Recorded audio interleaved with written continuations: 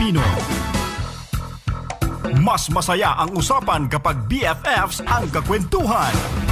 Tara na at pag-usapan ang mga kwentong patok sa ating mga BFF. 911. Ito ang National Emergency Hotline Number. Tumawag sa 911 para sa agarang tulong medikal sa panahon ng sakuna at aksidente. 911 kung kailangan ng saklolo mula sa mga pulis. 911 maging sa pagresponde sa sunog. Tandaan, tumawag lamang sa 911 kung may totoong emergency upang makaiwas sa multa at kalaboso. Isang paalala mula sa DZRJ 8:10 AM. TriMedia, ang himpilan ng bawat Pilipino. Itinanghal ang TriMedia DZRJ 8:10 AM bilang Outstanding Broadcasting Production Company ng Best Choice Awards 2017. Isang taus-pusong pasasalamat at pangako ng mga mas makabuluhang programa at paglilingkod ang ihahandog sa inyo ng TriMedia, ang himpilan ng bawat Pilipino.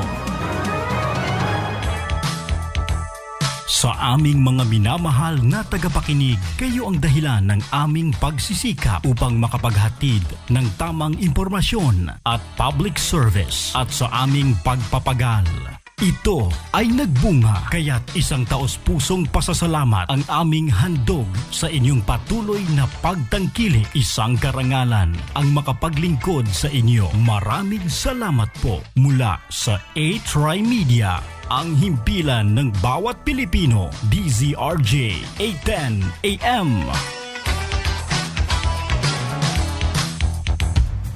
Invest early in life and be a young entrepreneur. Entrep Radio. Ito ang susi sa inyong tagumpay. Matuto ng mga tips, iba't ibang techniques, and best practices sa pagsisimula ng negosyo. Entrep Radio. Kasama ang life coach na si Dennis Christopher Alfred Saho with Angeli Britannico and Jade Bober. Sila ang gagabay para maging fun, meaningful, and successful ang pagsisimula mo sa negosyo. Entrep Radio. Tuwing linggo, alas 8 hanggang alas 10 ng umaga sa DZRJ 8:10 AM. TriMedia, ang himpilan ng bawat Pilipino. It's here, the only radio talk show made specially for all workers of the call center industry. Call Center Radio. It aims to become a platform for conversation about anything related to the call center industry. We'll have different guests every week to discuss some tips, advices, and share inspiring stories of BPO employees. Call Center Radio. Call Center Radio. Hosted by N.A. Buendia, Frank Rizzo, and Tanya Sempron. Every Sunday, 7 to 8 a.m. Only here at DZRJ 8:10 a.m. TriMedia, ang himpilan ng bawat Pilipino. TriMedia, DZRJ, ang himpilan ng bawat Pilipino. Mas masaya ang usapan kapag BFFs ang kakwentuhan. Tara na at pag-usapan ang mga kwentong patok sa ating mga BFFs, buhay, family, friends, at samot-sari pang iba. Sasamahan tayo ng mga bago nating BFFs na sina Christine Bersola Babaw, Ricon Leonardo. Narito na ang masayang kwentuhan tuwing Sabado. Usapang BFFs. Hello everyone, magandang hapon po mga BFFs. Kumusta po kayong lahat? Ito po ang inyong BFF, Kuya Ricon Leonardo, at ngayon pong hapong ito, isa na namang magandang kwentuhan ang ating gagawin dito po sa Usapang BFFs. Ayan. Ako po ngayon ay solo flight dito po sa ating studio because my BFF, your BFF, Christine Bersola Babaw, is on a birthday weekend. Pero makakasama po natin siya maya-maya lamang via phone patch kasi siya po ay kasama ng kanyang family dahil siya po ay magsa-celebrate na ng birthday very, very soon. So next week po yung kanyang birthday, no? Kaya po, hindi po muna natin siya makasama dito sa studio but we will be having her join us this afternoon via phone patch. Ayan. So, kumusta po kayong lahat mga BFFs? How's your Saturday? Kumusta po ang inyong naging isang buong linggo na hindi po tayo nagkasama nga po pala last week, no? Dahil unfortunately, nagkaroon po ng kaunting problema na dinala po ng isang napakalakas na ulan, no, na tamaan, na medyo na-affect ang ating studio, kaya po hindi po tayo nakapag-air last week. That's why we apologize for not being able to join you last Saturday. Pero ngayon pong Sabadong ito, tayo po ay magsasama-sama, tayo po ay magkukwentuhan. Isang oras po na ating pag-uusapan ng isang napaka-relevant at timely topic. Ating pong pagkwentuhan ang tungkol po sa depression. If you will remember, last week, yan po ang ating topic. We talked about depression at ngayon pong hapong ito, itutuloy po natin ang kwentuhan na yan. Ang ating pong official hashtag for the day ay hashtag Usap Tayo BFFs, and let's talk about depression among the elderly.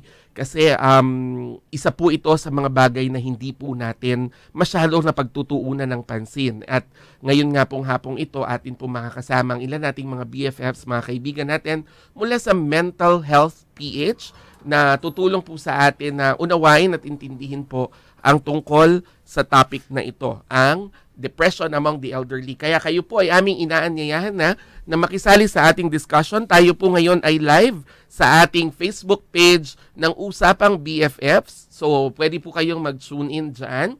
Maari din po kayong mag-tune in sa ating pong Facebook live broadcast mula sa TriMedia Facebook page. Ayan. So, hanapin lamang po ninyo TriMedia DZRJ 810 AM. Batiin ko po muna ang ating po mga kaibigan na nakikinig, nakakasama natin via live simulcast sa DYME Masbate, 107.1 Power FM Puerto Princesa, Palawan, and 97.1 Wow FM Roas, Northern Palawan. And of course, ang ating po mga kaibigan na nakikinig sa kanilang mga radio, no, sa 810 AM sa inyong talapihitan. Ganap na pong alas 3:44 ng hapon. It's October 28 and it's 58 days before Christmas, mga BFFs.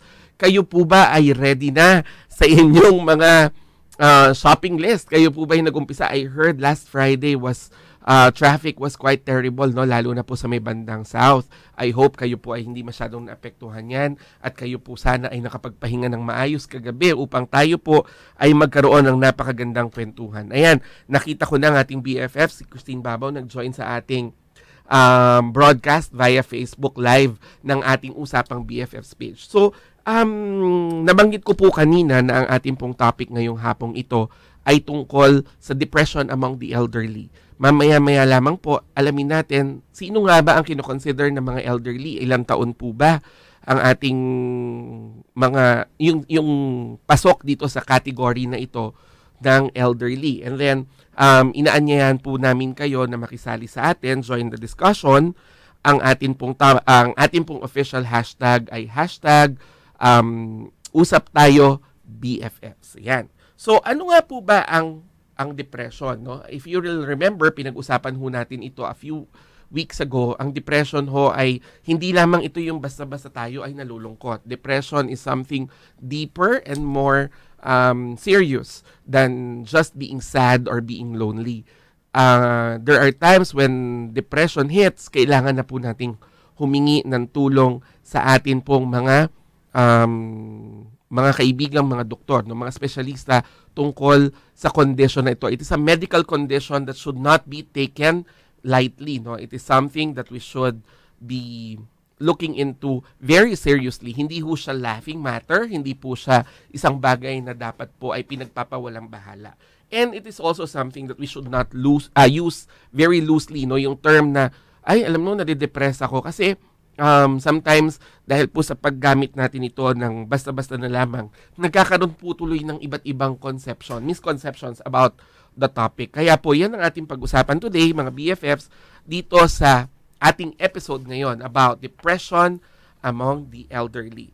Pero bago po yan, tayo po muna ay may time check. It's again 3:46 in the afternoon and it's 58 days before Christmas. It's October 28, 2017, Saturday. This time check is brought to you by AUB, Asia United Bank.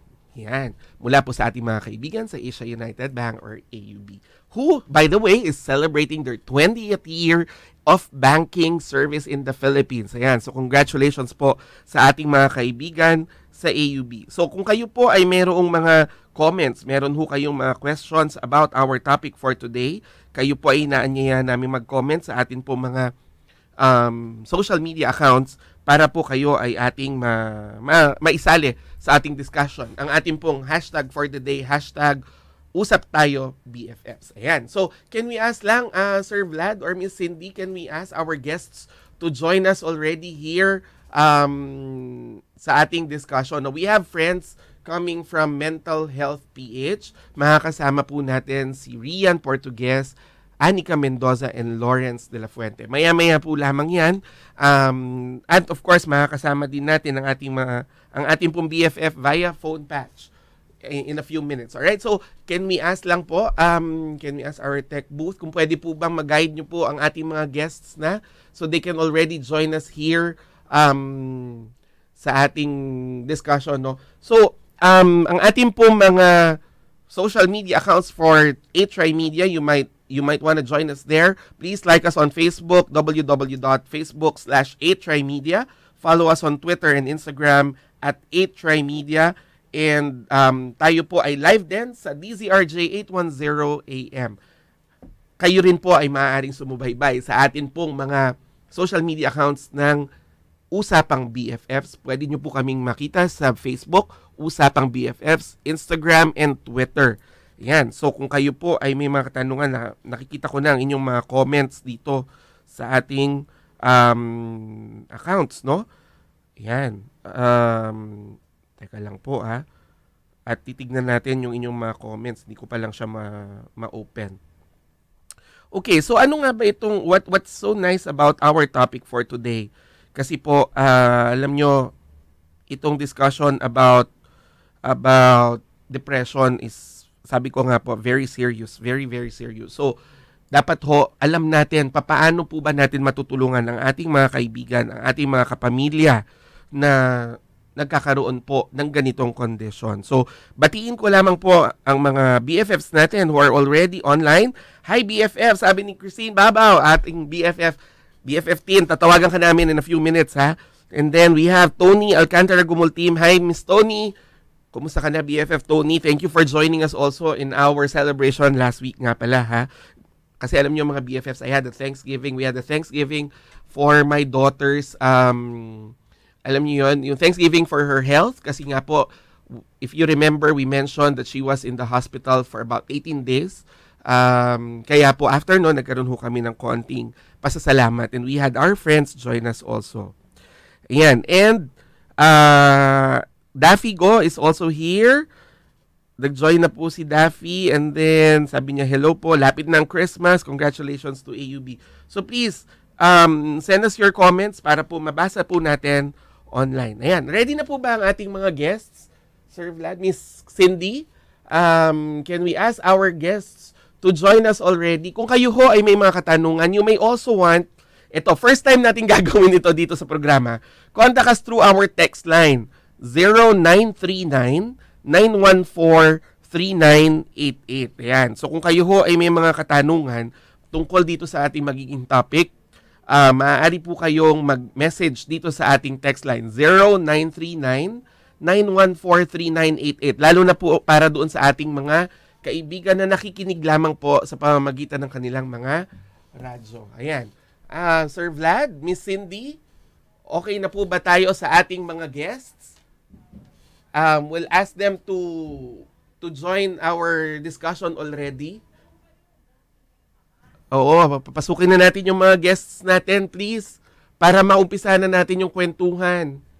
Our guests, please, papasukin na po natin sila para po makasama na natin. No? Ito pong topic na ito ay isang very relevant, very timely. Alam niyo ho, in the past few weeks, napakadami ho ng mga pinag-uusapan tungkol sa depression. Pero yung ngayon ho, tungkol sa elderly, mukhang hindi ito masyadong napagkukwentuhan. So, mag-usapang buhay ho tayo about depression among the elderly. Minsan ang life ang hirap basahin. May panahong sobrang saya. Minsan wala lang. Minsan naman madrama. Buti na lang nandyan si BFF. Laging handang makinig at handang magbigay ng payo kung kinakailangan. Pag-usapan natin ang kwento ng buhay mga BFFs. Usapang buhay na! Ayan, usapang buhay na po mga BFFs at atin po makakakwentuhan today ang ating po mga bisita mula sa Mental Health PH. Sila po ay isang prime social media mover. No? They are influencers about the topic on tungkol po dito sa depression. So, nakasama po namin 2 weeks ago ang pangalan nito? Si Roy. Dahil one of the founders of Mental Health PH. And today, makakasama po natin si Rian Portugues, Anika Mendoza. Lawrence is not yet here. Lawrence, ay sorry. Siyempre, hindi ko ine-expect na Miss Lawrence pala. Oo nga. So, makakasama po natin, makakakwentuhan ang tatlong mga... Are you all founders of Mental Health PH? Alright, member, co-founder. Co-founder, ayan. So, you may want to use this microphone na lang. You can share on this dito sa microphone ito. Miss Cindy, can we add one more microphone here in the middle? Please, thank you. Ayan, so sino muna siguro si Anika muna. Anika, can you share with us how did you organize yung Mental Health PH? Sino ba? Lawrence? Hi. Ayan, sige, yes. Lawrence. So, the Mental Health PH, it started as This Is Our Story campaign. Mm-hmm. So, it was a social media campaign during that we presented in a plenary session during the social media summit that was conducted by Health XPH. Mm-hmm. So, ako tsaka si Roy, at that time we were co-workers. Mm-hmm. And Roy suggested in our table na let's discuss mental health wellness as advocacy. And then I supported his suggestion, pero sabi ko sa kanya, let's focus siguro on mental health problems since I have a bipolar disorder. So sabi ko sa kanya, this is close to my heart. Yes. Yes. So sabi ko sa kanya, siguro let's suggest a campaign, or let's propose a campaign, an advocacy campaign where we create a safe space where we can talk about mental health problems. And that's how Mental Health PH started. So ibang topic din 'yan, no? Yung that's another condition, yung being bipolar is different also from depression, no? Iba yan. So, yung bipolar, meron siyang dalawang phases, which is the manic episode and the depressive episode. So, I experienced both. So, may connection din siya to yes. depression. Okay. Yes. Sige, one week, pag-usapan din natin yan. Ayan. And then, we have Anika also here. And you were part of those who organized it at the start. I was a participant at the Healthcare Social Media Summit last year. Mm-mm. So I was participating in the policy panel session. Then I met the team of Lawrence and Roy during the This Is Our Story Health XPH tweet chats. Mm-hmm. That's how I got to meet their team and learn about the This Is Our Story. Ayun. So yun talaga yung nag-start. Yung This Is Our Story. Yes. Is it a campaign? It's a social media campaign. So it's a proposal to create a social media campaign called This Is Our Story, where we share our mental health problems and our experiences. Alright. Sige, si Ria naman I'll ask, kasi you are, you're a coordinating... Core team member. Anong ibig sabihin mo? Part of the team but not the founder. Okay. One of the founders. So, bali, core team member ako, and I was recruited by Miss Danica Garcia. So, parang nakakilala kami because of social media. I'm an active admin of psychology-related pages.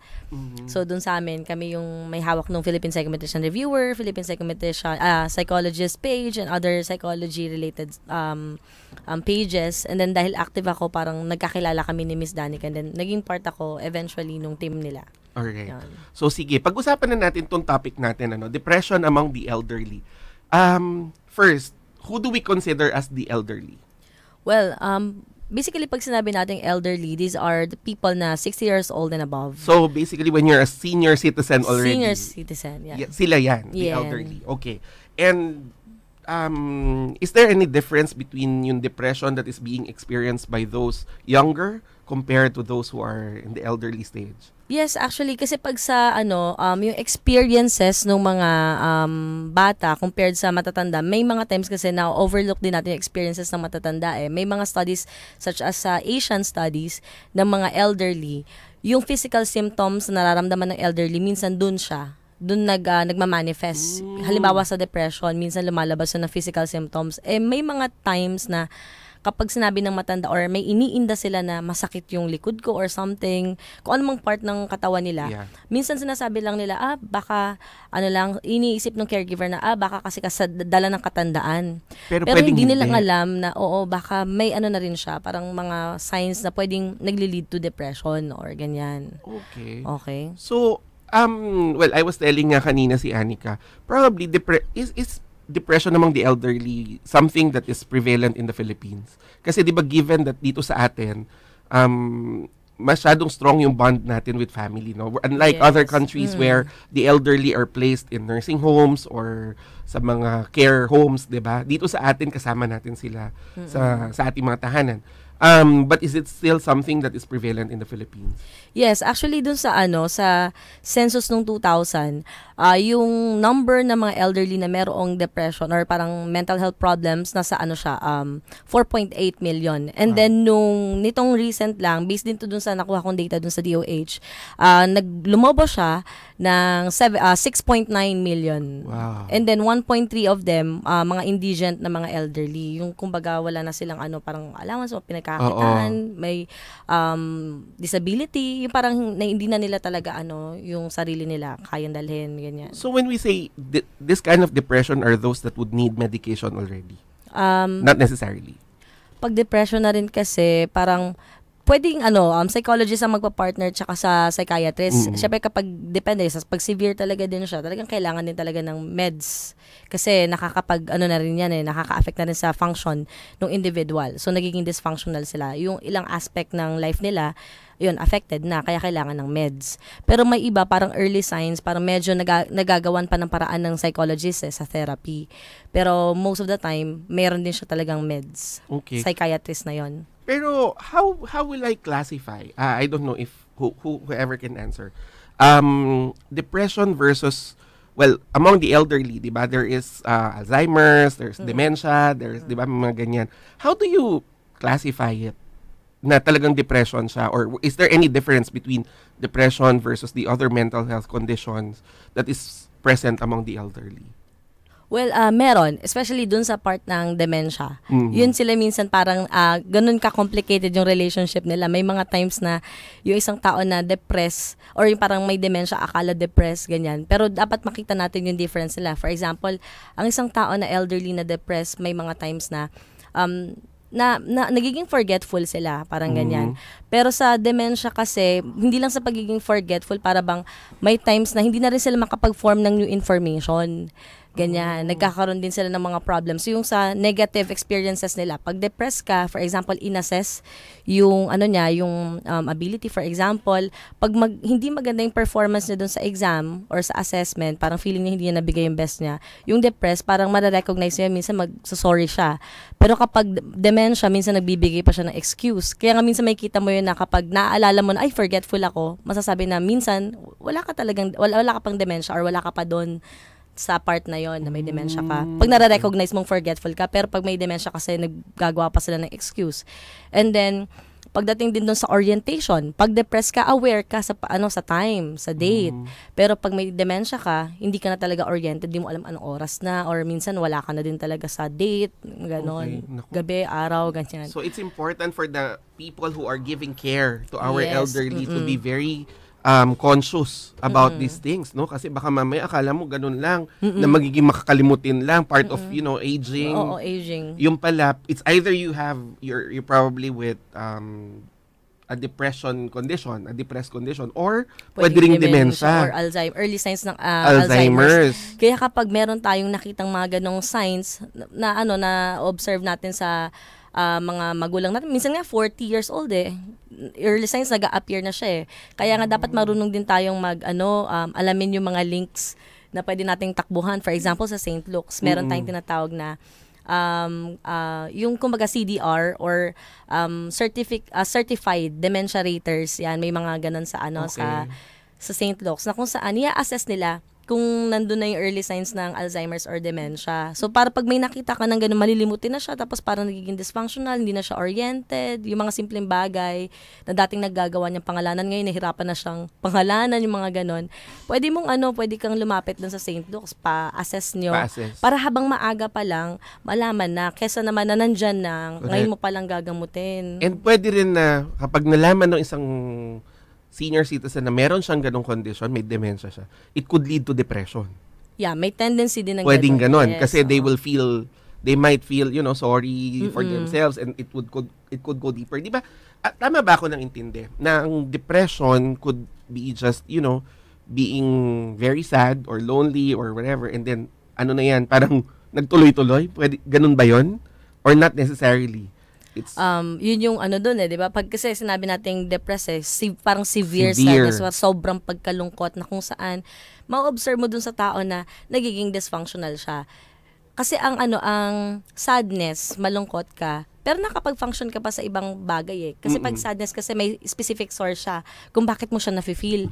Pero kapag depressed kasi, alam mo yon, kahit anong gawin nila, parang feeling mo pa rin empty ka. Tapos yung mga dati mong gustong-gustong gawin, hindi mo na magawa ngayon. Yung mga ganon. So ito yung mga signs of depression. Yes. Ganyan na yan. Tama ba? Sige, sino bang tatanungin ko? Si Lawrence.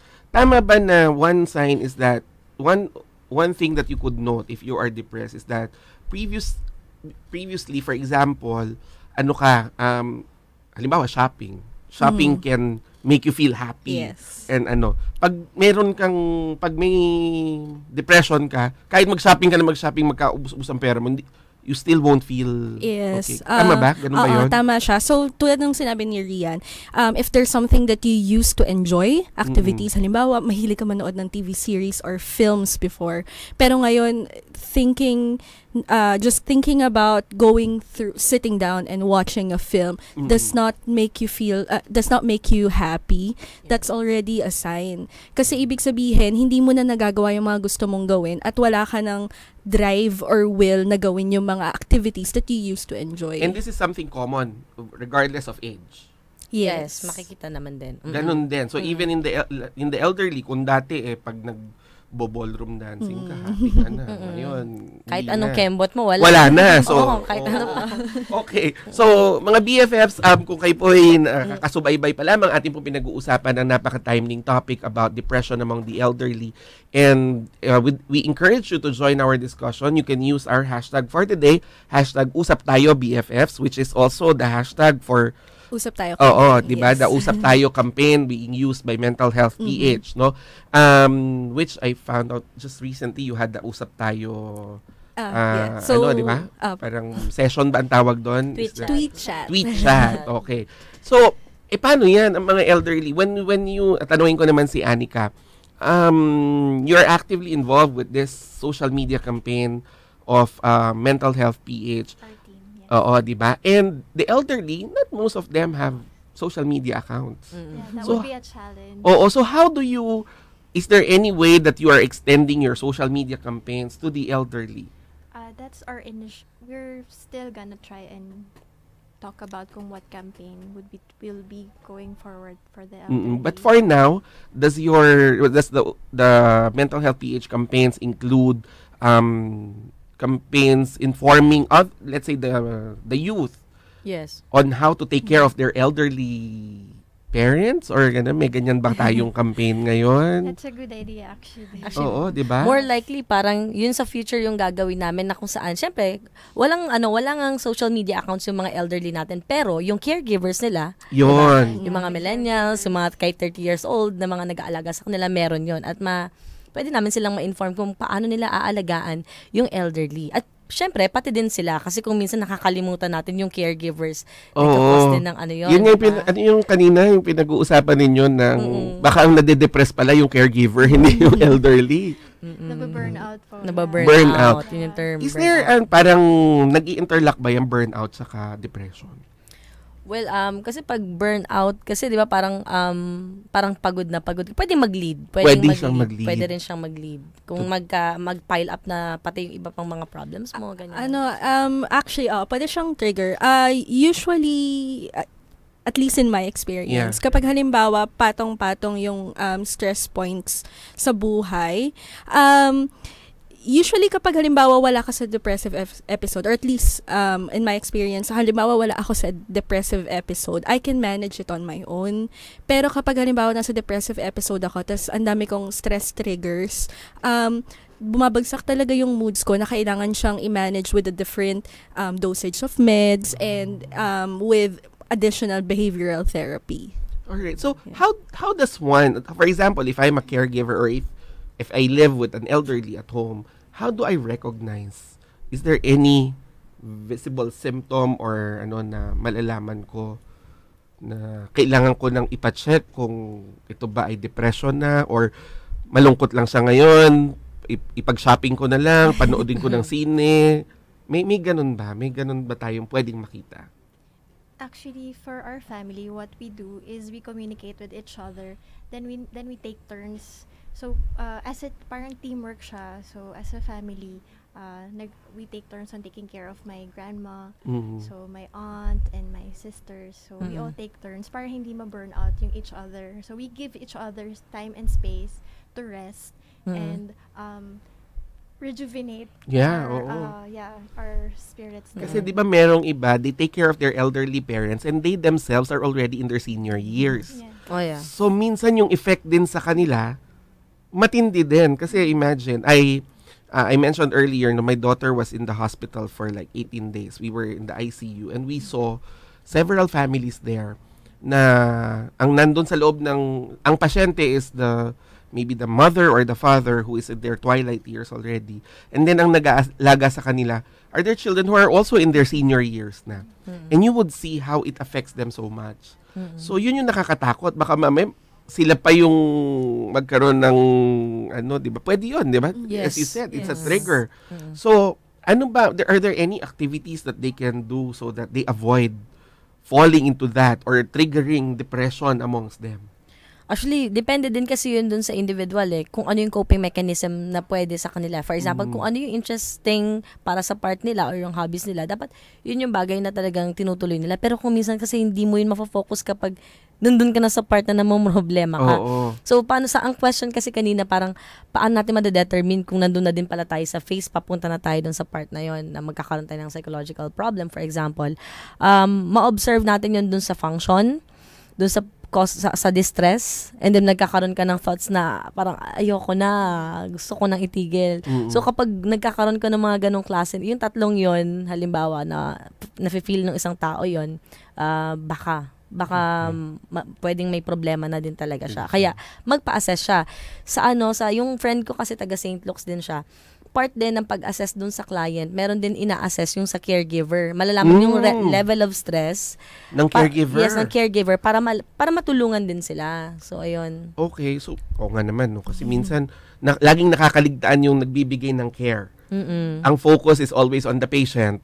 Nakakalimutan na yung nag-aalaga. Yes. So yan, so mga BFFs kita nyo na, dapat inaalagaan nyo rin ang inyong mga sarili. Yes, self-care, dapat yung priority natin, non-negotiable. Correct. Dapat paminsan-minsan, find ways then also to make yourselves happy. Yes. And yun nga, to rejuvenate. Diba? Kasi kung hindi, baka ikaw pa yung... Maging dalawa na kayo, diba? Instead na isa lang, dalawa na kayo. Oo nga. Tama. So, it's very important. Pero ito, we talked about depression leading to suicide. This is another topic that is really, in recent days, in recent weeks, medyo tumataas ang airtime niya, so to speak, in social media, in mainstream media, dahil sa mga nangyayari lately. I remember when we had sila Roy as our guests, that morning there was an executive who jumped from a building. He is senior executive of a major corporation, and then tumalon lang from a building. How is this? Is there any statistics that would show us the suicide rate of those in the elderly age? Yung mga marami ba? Yun po, yung kaninang na-mention ko na parang nasaan na siya, 6.9, lumobo siya from 4.8 to ito na yung leading towards suicide. Pero not necessarily suicide, parang yung may problem lang siya. Oo, pero marami bang na pupunta into suicide. Yun lang yung hindi ko pa, hindi ako masyadong sure. Pero pwede natin itingnan. Pero pinaka-important din doon na parte, hindi man natin malaman kung nagli-lead siya sa suicide, iwasan na natin siya na mangyari, di ba? Yeah. Kasi may mga times na china-challenge din, kaya minsan, di ba? Yun yung mahirap. Lalo na kapag, mga medyo may edad na, parang feeling nila naglolokohan na lang. Di ba? Tapos yun nga, sabi namin, nag-uusapan namin ni Anika when she arrived earlier, di ba? Parang very loosely ginagamit yung word na depressed. Parang, ay, naku, wag mo muna akong kausapin. Depressed ako ngayon. Pero di ba sa yung totoong may ganong condition, di ba? So, dapat bang ginagamit? What's your reaction on that? Ginagamit kasi ng mga tao na nade-depress adjective, ako. Parang simpleng adjective na lang yung words. Oo, di ba? Pero anong nangyayari tuloy, hindi na pinapansin kasi parang normal na lang na malungkot. But is it from somebody who undergoes some episodes of ganun nga ba yon? Is it the same? So una, mahirap kasing dapat hinuhuli natin yung balance ng mga pag-identify ng mga taong nagsasabi na depressed sila. I think first dapat kung halimbawa merong nag-approach sa'yo tapos sinabi niya sa'yo, I'm sorry, depressed ako ngayon, I think you first ask, what can I do to help you? Or are you seeking help? Para walang mangyayari na dismissal dun sa tao. Na baka naman kasi talagang depressed siya, tapos i-dismiss lang natin siya, mas mahirap yun. Kasi iisipin niya na humingi na siya ng tulong sa'yo or in-approach ka na niya, pero parang tinurn down ka niya. So, importante talaga yung may makikinig. No? Yes, ma-validate yung feelings nila. Yun. So, yung sa part nung sa kung paano mararecognize, yung sa sinabi niyo, yung sa labels. Ng depressed. Yes. Labels ng depressed. Siguro dapat din i-correct din natin yung mga tao na yun na, yun nga, dapat diniagnose ba siya, pero without invalidating din yung feeling ng isang tao na yun. Parang, tsaka yung kakausapin mo lang talaga. Yeah. Ayun. So, kaya nga dapat seryosong topic siya. It's really as when somebody says it, pwedeng pabiro di ba? There are times, I remember who's this guy, the band member, si Chester. Oo, di ba? He was very happy the night before that happened, di ba? That episode happened. And he is what? He is in his 50s? Tama ba? 40s? 40s. Still young, pero di ba? Akala nila okay siya, tapos biglang Among the elderly, is there any indication, makikitaan mo din ba sa kanila yung may parang melancholic moment sila, or pwedeng very normal lang din sila, pero yung pala depressed na? Ganon din ba yun? Yung parang minsan di na sila nagsasalita, pero dati nakikipag-interact sila sa'yo. Okay. Parang almost the same lang din naman sa na-observe din natin dun sa ilan na nade-depress. Pero sa mga studies kasi minsan nag-appear sa physical symptoms yung depression nila. So masakit yung ganito ko, yung ganyan. Ganon yung nag-appear sa kanila. Pero kung ma-observe nyo din yun, syempre kasi iba-iba din naman yung nararanasan natin kapag meron tayong ganong klase ng sakit. Kailangan na talaga nating gawan ng paraan. Mag-seek tayo ng help. Paano mo sasabihin sa isang, halimbawa, you talk to your mother or your father, tapos napansin mo may kakaiba na sa kanya. How do you open the topic? Di ba, parang, di ba medyo yun na, pakiramdam ko, depressed ka, di ka pa check up tayo. How do you, is there any suggestion you could give us on how do you approach that? Sa experience. Kasi, yung sa akin, although ako pa lang sa family namin yung na-diagnose, I think na pag pinag-uusapan namin siya within the family, I think yung father ko ay nag-undergo din siya ng depressive episode. Tapos, syempre, it's a very sensitive topic to talk about. As in before I came out, before I told my mother na I'm going through this episodes, ganyan. We talk about mental health problems in hushed voices talaga. So, yung sa pag-approach ko naman sa tatay ko, I try to relate to him.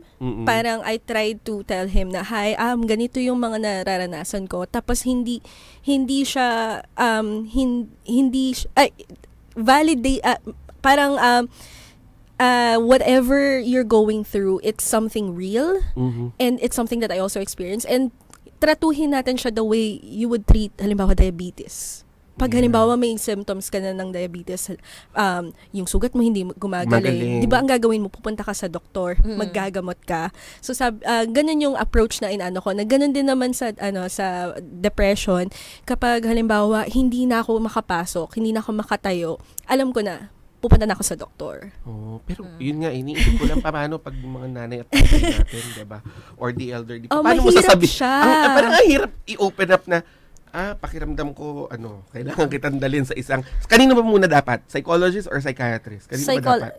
Usually dapat psychologist muna. Psychologist muna. Psychologist. Kasi pag na-diagnose ng psychologist yung problem, yung magpe-prescribe ng meds is yung psychiatrist. Tulungan kasi din talaga sila. Given the generation of those who are in the elderly stage ngayon, these are your baby boomers, diba? Diba yung, and during their time, the mental health conditions are taboo. Hindi yan pinag-uusapan. Yes. Diba? So, yun ngayon yung iniisip ko lang, how do we educate them that, if somebody asks you to go and seek professional help, na hindi sila ma-offend. Diba? Kasi parang even if they hear it from their children, parang, anong tingin mo sa akin, nababaliw na ako? Kasi diba, people would equate psychologists, psychiatrists, or depression with being baliw, which should not be the case. Diba? Malaking pagkakaiba yun, diba?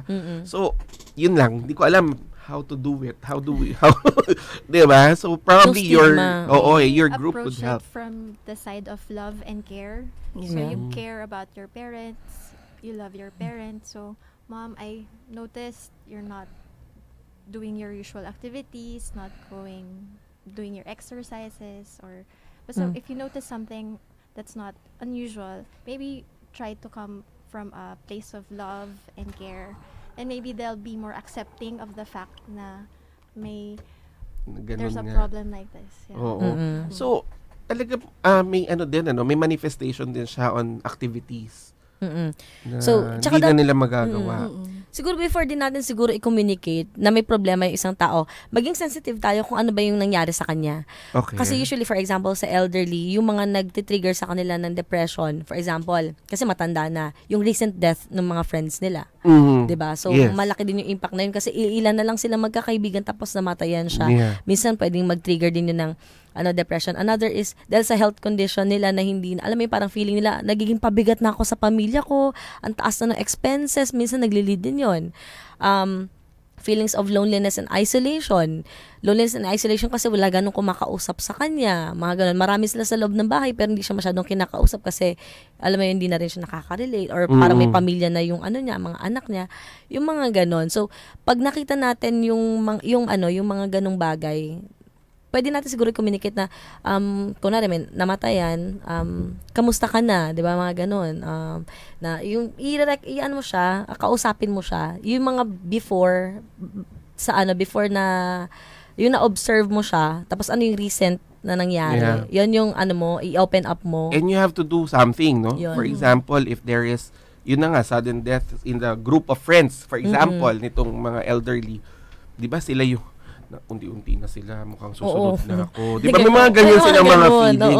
So that's where you validate na, you know what, malakas ka pa, alam mo yun, marami ka pang pwedeng gawin sa life, hindi ka dapat magmukmok. Yes. You should go out. Alam mo, kaya tuntua ako dyan sa mga mga Zumba classes. Yes. Di ba? Zumba, ballroom dancing, yung mga activities na yan are not really just for the elderly. It could be for anyone. So minsan kasi sinasabi nila, naku, ballroom dancing, pag mamatatanda lang yan.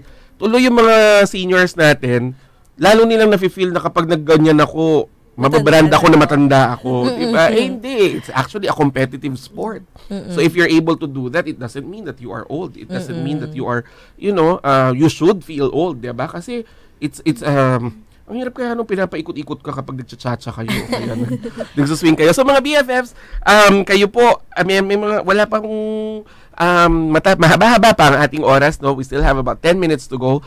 It's 4:21 in the afternoon and ang ating pong pinag-uusapan ay tungkol sa depression among the elderly. But again, depression can affect anyone. I remember when we were talking about it initially about 3 weeks ago when we were interviewing Miss Jean Goldburn of the Natasha Goldburn Foundation, and they are the ones handling the Hope Lines, diba? Sila ang naghahawak nito. Meron daw silang caller as young as 7 years old. na dahil naiwan siya sa bahay, mag-isa, 7 or 11-year-old, mag-isa kasi siya sa bahay. So, tumawag siya sa Hopeline. So, feeling daw kasi niya alone siya. So, napakadaming ina-affect nitong depression, no? Pero again, among the elderly, hindi yan masyadong napag-uusapan. So, tuloy ho natin ang kwentuhan in just a few seconds. Tayo po ay maghanap buhay muna. Balik po tayo. TriMedia, DZRJ, ang himpilan ng bawat Pilipino.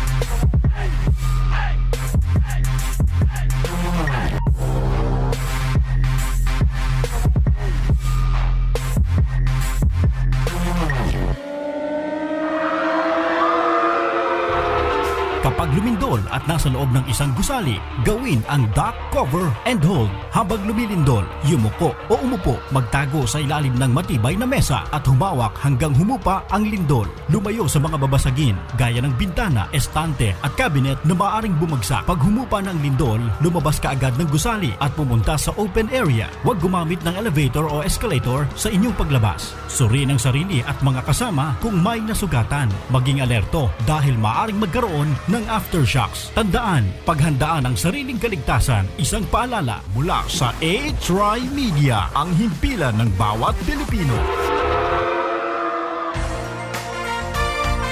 TriMedia, DZRJ, ang himpilan ng bawat Pilipino. Mas masaya ang usapan kapag BFFs ang kakwentuhan. Tara na at pag-usapan ang mga kwentong patok sa ating mga BFFs, buhay, family, friends, at samut-sari pang iba. Sasamahan tayo ng mga bago nating BFFs na sina Christine Bersola-Babaw, Ricon Leonardo. Narito na ang masayang kwentuhan tuwing Sabado, Usapang BFFs. This portion is brought to you by AUB, Asia United Bank. Ayan, so atin po muling pinag-uusapan ng depression among the elderly. Pero syempre, hindi naman tayo dapat ma-depress habang pinag-uusapan yan, di ba? Kaya batiin lang natin ang ating mga friends na nanonood sa atin via ating Facebook Live. Meron tayo dyan at meron dito tayo sa may bandang likod ninyong tatlo. Ito, yan. So, ang aking pong napakagandang sister-in-law from Kuwait, si Ate Chi, ay nanonood. Medyo mahina daw ang boses natin kasi medyo malayo tayo dun sa phone na nagbo-broadcast. Kaya po medyo mahina. But hello from Kuwait. And then Juliet Siles Paat, happy birthday po, Ma'am Tin. God bless you more. Dafigo, it's really a good topic to discuss. Sana lahat maging aware about depression. Yun nga that's why it's really nice to have organizations, groups like you who uses social media to propagate more information about this topic. Kasi people now go to social media more than they go to their television, more on radio. That's why tayo nga ngayon, di ba, mas marami pang nakikinig at nanonood sa atin via Facebook, via kaysa pa yung actual na radyo minsan, di ba? So ano pa ba ang mga bagay na ginagawa ngayon ng Mental Health PH to increase awareness about this topic? Sige. So we also have the Voices of Hope, where they can share their stories of recovery and to inspire people how they overcome the mental health challenges in their lives. So they can saan submit nila their yan story. Saan nila ma-access? Sa Facebook po ng Mental Health PH. Okay. Yeah, so they can submit their stories there. So yung Mental Health PH, ito rin ba yung Facebook page ninyo? It's not only your Twitter account, but it's also a Facebook page, Yes. Mental Health PH. Do you also have an Instagram account that they can follow? Wala pa. So Not Facebook Facebook and and Twitter. Twitter. Right? Do you have regular activities that you do on a weekly, monthly basis? Or Yeah, so yung usap tayo na tweet chat, we do it every 10th, 20th, and 30th of the month. 10th, 20th, and 30th. May story yan kung bakit 10th, 20th, 30th, di ba? Because it's zero and we want to zero the stigma. Ayun. Alright. So, how do they join the discussion?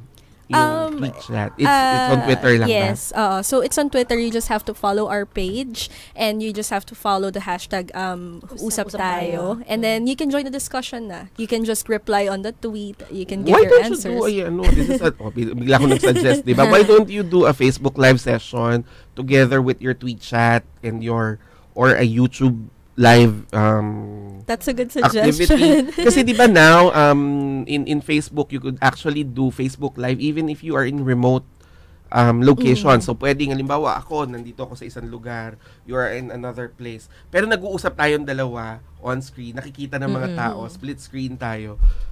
And while you're reading probably their tweets and because it adds, visuals add more dynamics and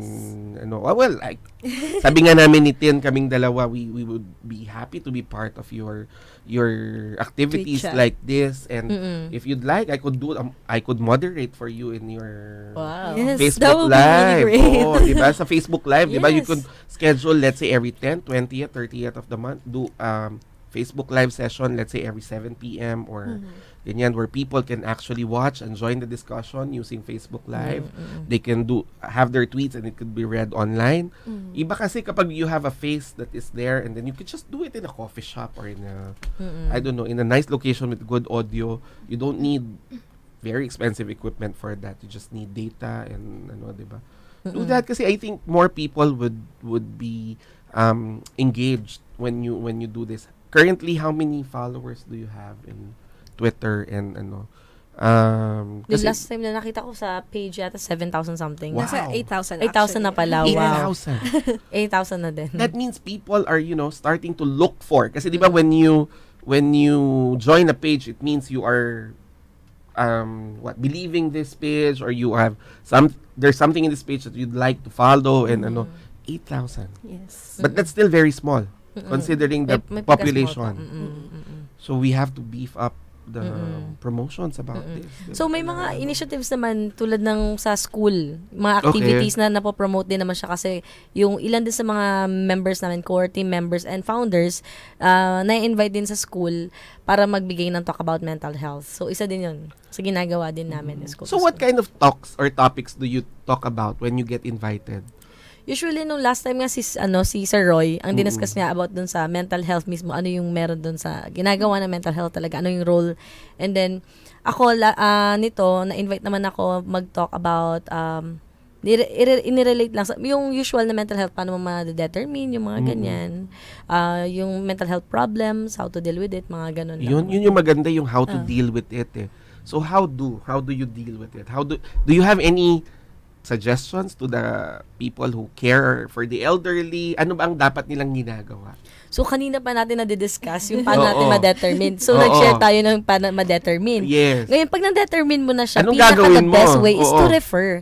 Siyempre, kailangan mo mag-seek ng help talaga sa experts. Hindi pwedeng tayo mag-self-diagnose lang. Oo, naririnig natin yun sa katulad sa social media, sa radio, sa TV, pero pag nakita mo na yun dapat sa sa family members mo, mag-seek out ka na talaga ng help sa professional para hindi na siya lumala pa or ma-alleviate na kagad yung problem. Pero wag din masyadong paranoid yung mga tao nakapaligid.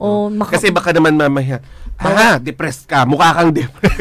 Wala naman pala. So, di ba? Kaya dapat talaga i-clear din yung mga ganung bagay. Oo, pero kanina we were talking about it during the break na alam nyo po, malaking bagay ho yung you talk to people, you talk to your family members, 'di ba? Na baka naman mamaya nga ang kailangan lang nila ikausap. Yes. 'Di ba? Depression doesn't necessarily mean that you need to be given medication, right?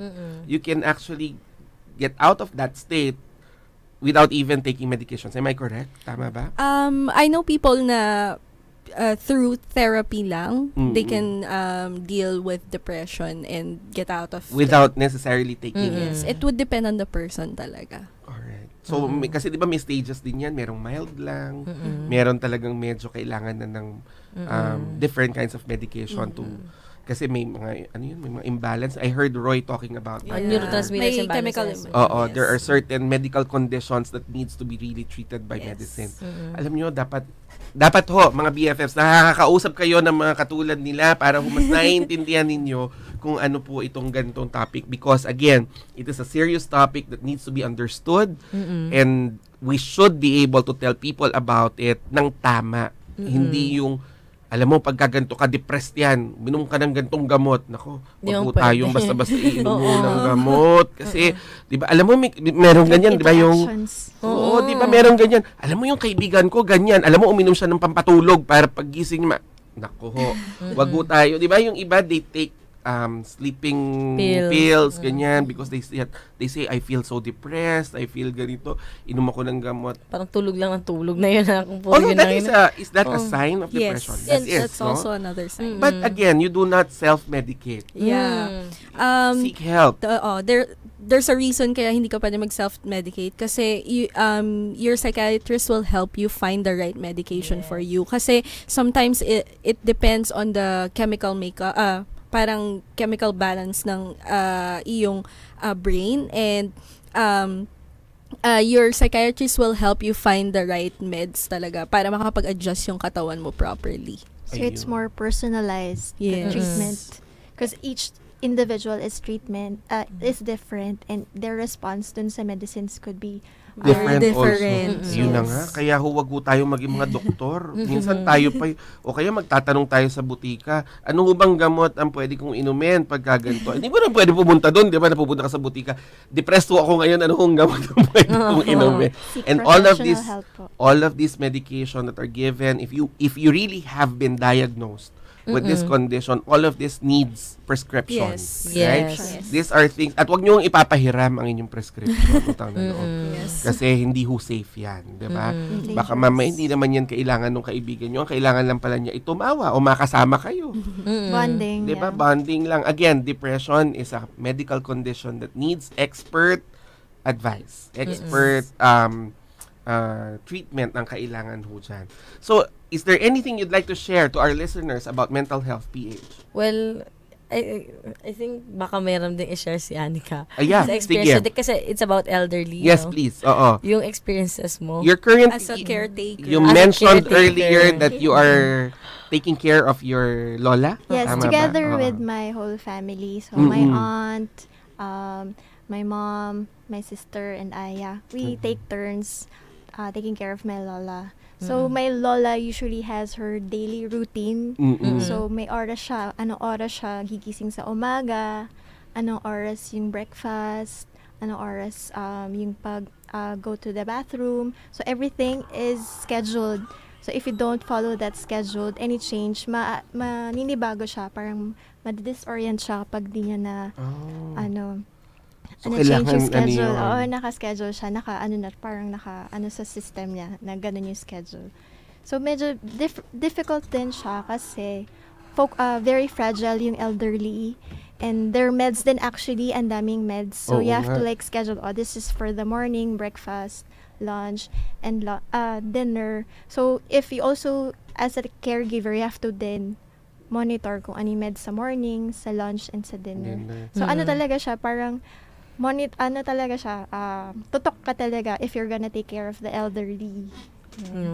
Pero pero mas madugo din nga sa inyo sa mga nag-aalaga.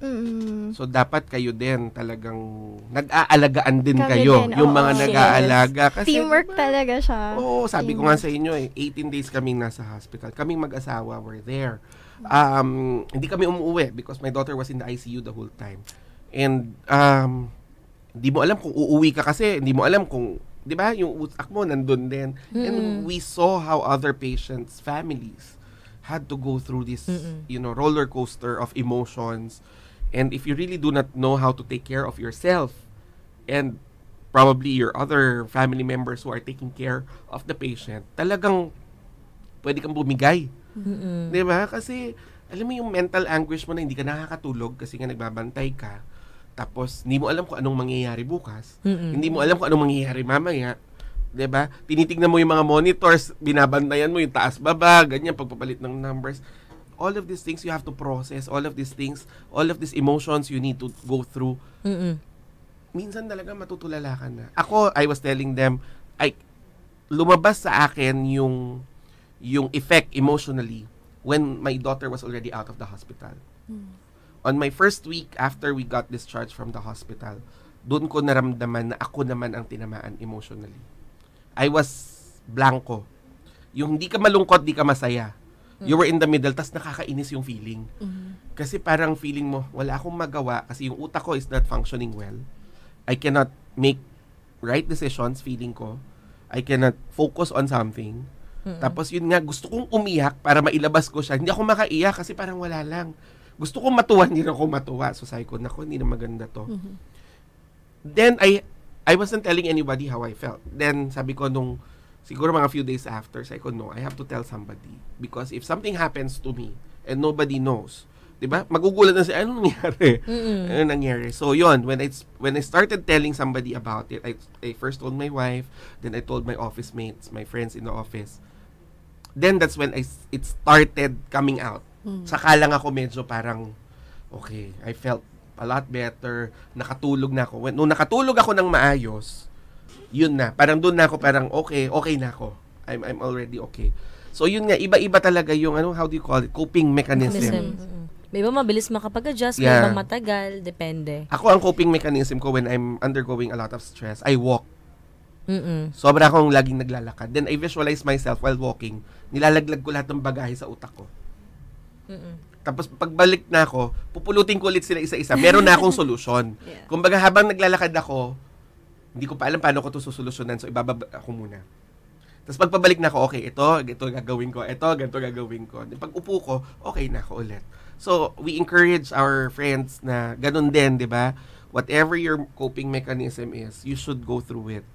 Because it allows you more time to, process, dissect, and it makes you breathe a lot easier, diba? Tama ba? Ganun nga ba ang...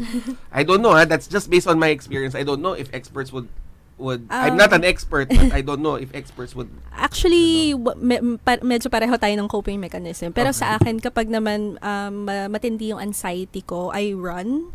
And there's a study din naman na it helps because of the endorphins in your brain. So, it lifts your mood up. Okay. Sorry, anxiety is same with depression? Is it the same? No.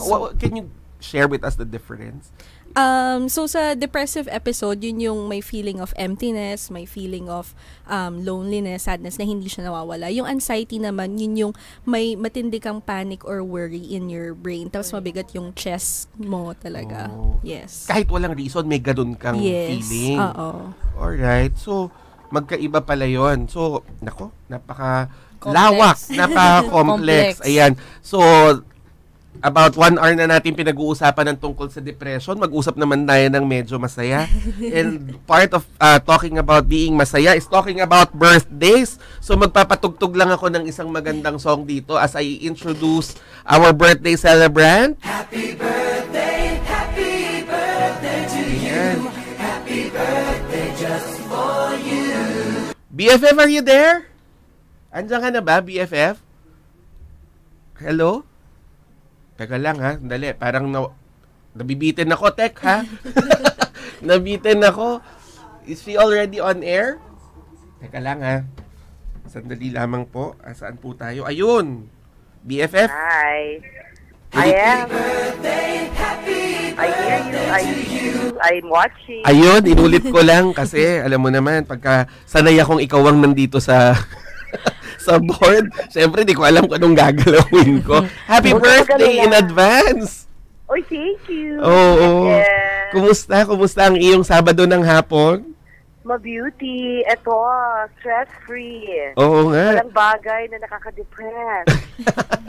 Oo, kasi ngayon na yung pinag-uusapan namin ngayon, depression about the elderly. Siyempre, hindi ka pasok doon sa dalawang yon, sa depression at sa elderly.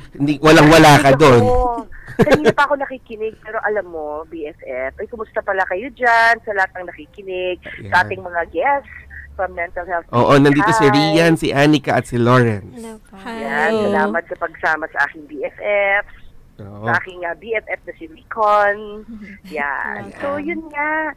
Pero alam mo, BFF Recon, kahit na malayo pa tayo sa senior age, lahat tayo papunta dyan. No turning back. Yeah. Papa-forward lagi ang time. Kaya rin nakikinig ako sa inyo kanina, sabi ko, wow, in 13 years, isa na akong senior citizen. Layo pa? So, 13 years. So, malayo pa ba?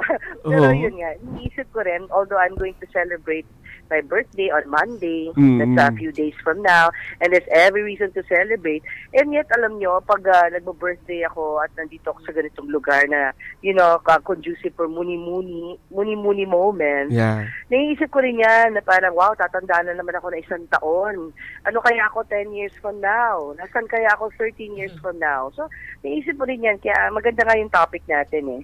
Incidentally, BFF Recon, nandiyan ka pa ba? Yes, nandiyan ka, syempre narinig kita.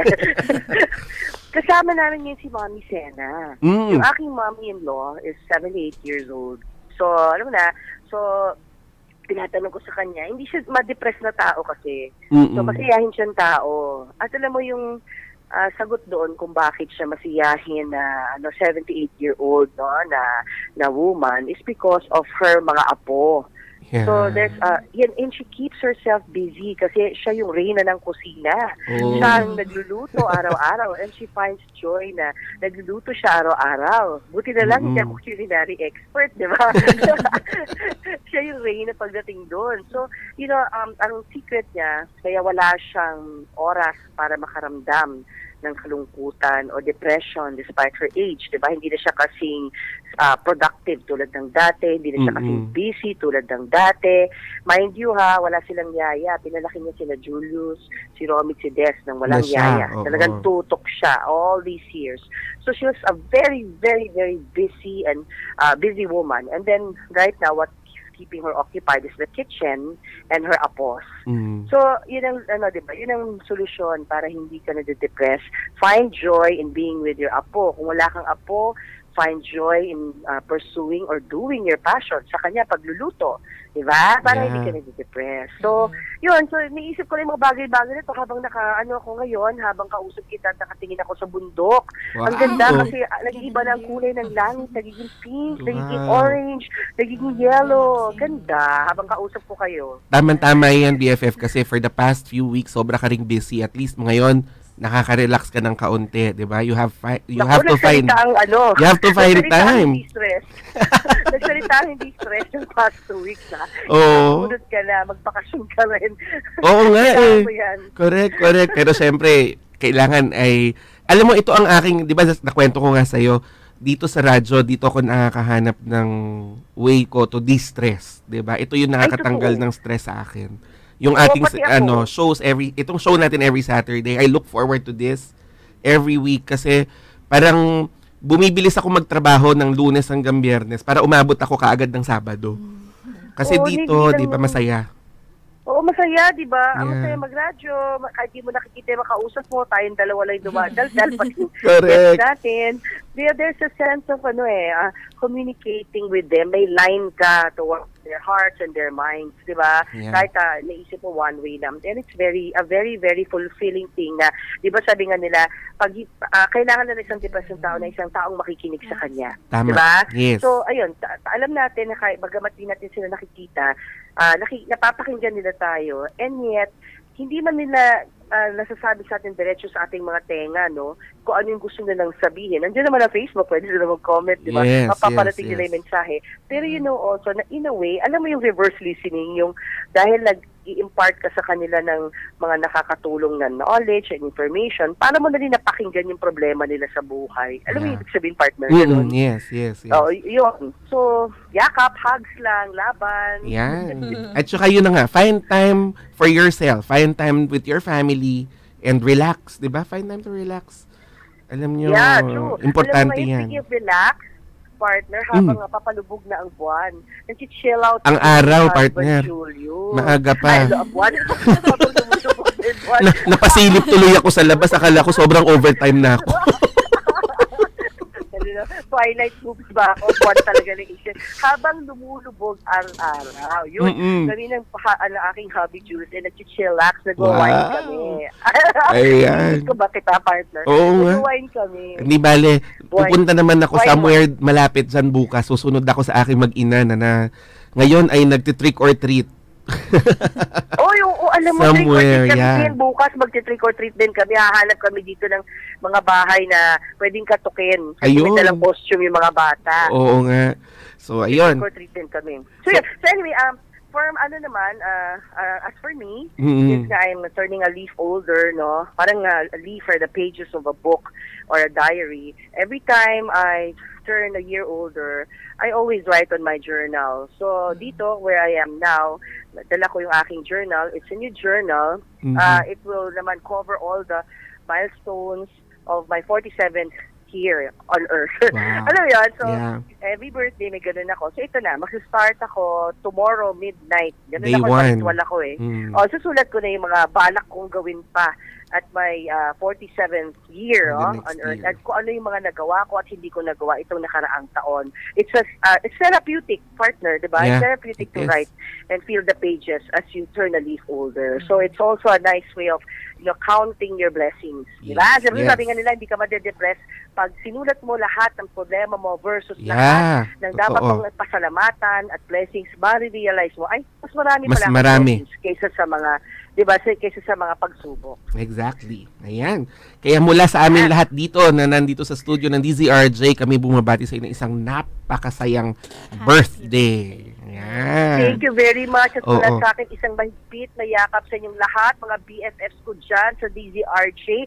Magbalik ko dyan, dadala ko ng pansit. Magpa-party tayo next week, BFF. Magpa-party dyan tayo, mag-trick or treat kahit November 5 na. Pansit, ice cream, lahat na. Ano bang gusto nyo? Lechon.